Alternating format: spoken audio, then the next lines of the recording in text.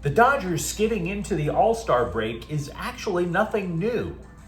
UCLA football lands an elite pass rusher for the recruiting class of 2026, and the Chargers' Najee Harris gets blinded by his patriotism. Salute. Good morning. I'm James, and this is your daily dose of sports and snark for the greatest sports city in the world, Los Angeles. This is the Faithful Angelenos Morning Report.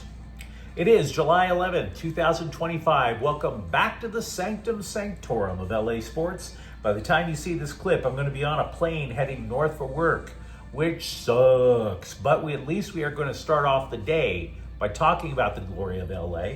We also added a new subscriber to the Angeleno Familia yesterday. Thank you. We'll do our best to keep you informed. And if you like being in the know about LA, click and clack the like button. Click and clack the subscribe button. There's a notification bell. Hit that. It'll let you know when we drop new content. Sharing is caring. Let people know we exist. By all means, comment. Before we go through the news and notes, quick look at the scoreboard. Minnesota 91, Sparks 82. The Sparks are halfway through the WNBA season. They're 6-14, which means they suck. But sometimes you don't judge whether or not a team sucks. Sometimes you actually have to judge the intensity of the sucking, how much effort is put into the sucking. Now, it's highly unlikely that this team is going to make the playoffs. They're 3.5 games behind the 8th seed, but they don't suck as much. They only had 8 wins total last year, so the sucking is much less. Meanwhile, today the Dodgers are at Scum Francisco at 7, and what do you say we get to the news? I throw a lot of dirt at the LA Times, and frankly, it's deserved. But I will give them a little bit of credit, a modicum of credit, for pointing out that the Dodgers face-planted into the All-Star break this time last year. They went 2-8 going into the so-called Midsummer Classic. So having a 6-game losing streak with the break a few days away doesn't seem as severe now. And there were other similarities. They were missing pitchers. But hell, when are the Dodgers not missing pitchers? That team last year was also missing a key hitter. Mookie Betts last year. Max Muncy this year. So, yeah, that's a reason to kind of tap the brakes if you're panicking a little bit. Of course, the Times did not do the obvious follow-up thing. They didn't ask, how did the Dodgers stop it? Right? The Scribe didn't go to any sources in the front office and ask, what may be percolating in terms of trades or lineup changes. The deadline's only 3 weeks away, by the way. This might be a good time to rattle the tree and see what falls out. Nor did the LA Times call around the league to get a sense of what the Dodgers might do. Because that would be work. That would be work. So what I wound up doing was I went to a bunch of former front office folks, GMs and stuff, who lost their jobs and became scribes, and people who tweet, former GMs. And because of that, I'm going to try to give you this vague idea of what former front office people think. So, forget about trading for the Cardinals' Nolan Arenado as a boost over at third. Why? Because not only do the Dodgers see Muncy coming back in a month, Arenado's contract is pretty fat for a guy who's only hitting .245. So is that really a solution? Really? What I'm seeing is that the black hole in the Dodgers lineup is actually in the outfield, specifically Michael Conforto. And by the way, calling up James Outman a few days ago hasn't been a solution either. They are both hitting way under 200. 2 automatic outs in your lineup, right there. But I will say this, the Dodgers do get Teoscar Hernandez back today. He could be in the lineup tonight. So, from everything that I'm looking at, from everything that I'm reading, I think the Dodgers can still afford to be patient for a couple of more weeks. Despite the flood of panic porn that you see online about this team, despite all that, their lead is still 5 games. That is a ton, considering how many players are missing. As for the trade market, it's literally fair to say that nobody knows what the hell LA is thinking. Nobody. You name me a sports writer that you trust with impeccable cred. They don't know. They honestly don't. They went into the season, the Dodgers did, with the idea of having a team so good that the trade deadline would be absolutely irrelevant. So if you're hearing nothing, maybe they still think that. If they think that way, I can give you one lineup solution that does not involve trades. Betts goes back to the outfield with Hernandez and Andy Pages. Hyseong Kim becomes an everyday middle infielder, joining Tommy Edman and Freddie Freeman.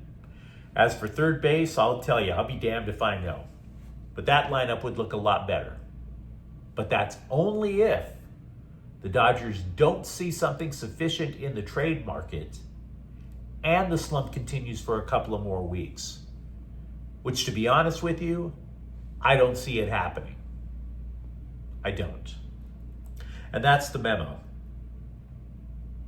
Speaking of Muncy, he went on a podcast that I don't listen to, which is fine by me. He's got all the free time in the world now, right? And he said that Houston's 18-1 mollywhopping of the Dodgers a week ago was a result of the Astros stealing signs. But there is a caveat. In this case, the Astros did it legally. I know that's a surprising change for Houston, right? Nobody expects them to do anything legally anymore. If you recall the scandal-plagued 2017 World Series run, what Houston did at their own home stadium, they had cameras hidden all around the stadium to steal signs from the catcher. The data would be then sent from somebody watching the cameras to the Houston dugout. And then in turn, the Houston dugout would send that information by smacking a trash can around to tell them what pitch is coming. So if sign stealing did happen at the recent series at Chavez Ravine, Muncy said it was a case of Dodgers tipping their pitches. Said Muncy, quote, "Do I think they know what was coming? Yes, I do. Do I think they were cheating to get there? No. And that's on us to clean that up. That's not cheating. That's part of the game. Good teams are going to do that," unquote. Now, the primary victim in that particular game was Ben Kasparius, who was summarily removed from the rotation because that game alone lifted his ERA almost an entire run, from the mid-threes to the mid-fours. Now, have changes taken place with Kasparius? Possibly. He threw 1 1/3 shutout innings in relief over in Milwaukee. Possibly. Over at UCLA, 4-star defensive lineman Carter Goodwin of Massachusetts has committed to the Bruins as part of that program's top 10 national recruiting class in 2026. This is going to be a find, provided that he sticks to his word. He is the highest rated prospect to pledge to Westwood so far. He is the ninth highest ranked defensive lineman in the country and the top overall player in Massachusetts. Gooden told 24/7 Sports he likes UCLA because he believes he is going to play early. He also might wind up lining up as an edge rusher. Might. UCLA obviously could use players who pressure the quarterback. They obviously need it. They lost 9 starters from defense last year. Granted, he's not showing up until 2026, but they're going to still need somebody by then. Other analysts, though, see Gooden eventually shifting from edge rusher to the inside, particularly if he puts enough muscle on his frame. There's an analyst who thinks Gooden could actually hit 285 pounds by the time he's a senior. Chargers running back Najee Harris is proud to be an American, where at least he knows he's free. But he doesn't know how to handle fireworks, and now he cannot see. A fireworks mishap on Independence Day injured a number of folks at a party that Harris was at. And Harris, well, he got injured in the eye. Now, it's a superficial injury. The team claims he'll be okay in time for training camp. Could be worse.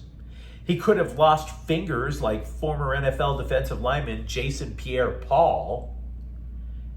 I was trying to find out how bad that was.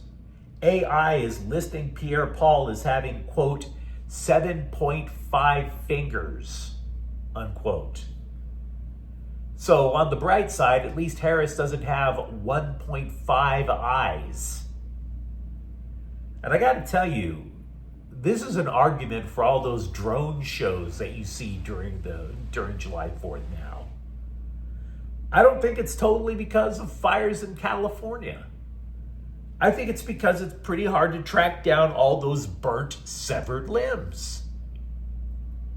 Just saying. Here's something that might make your blood run cold. ESPN thinks the Rams won the NFL offseason.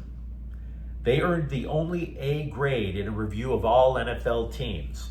Now, a good grade is certainly warranted. They got a lot of good stuff accomplished. They kept Matthew Stafford, and with a clever trade in the first round of the draft, they have put themselves in position to find Stafford's successor in next year's draft. 2 first-round picks in 2026.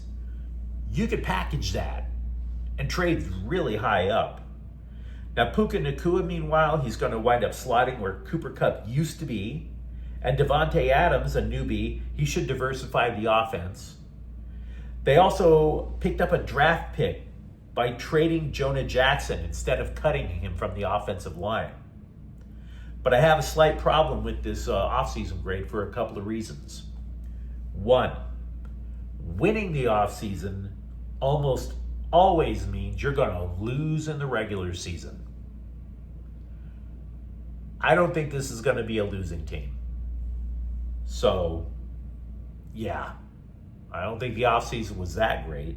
Because, 2, I didn't like the Rams extending the extremely underwhelming Tutu Atwell. And for that matter, they also extended left tackle Alaric Jackson, who came down with blood clots again, and we have no idea when he's playing.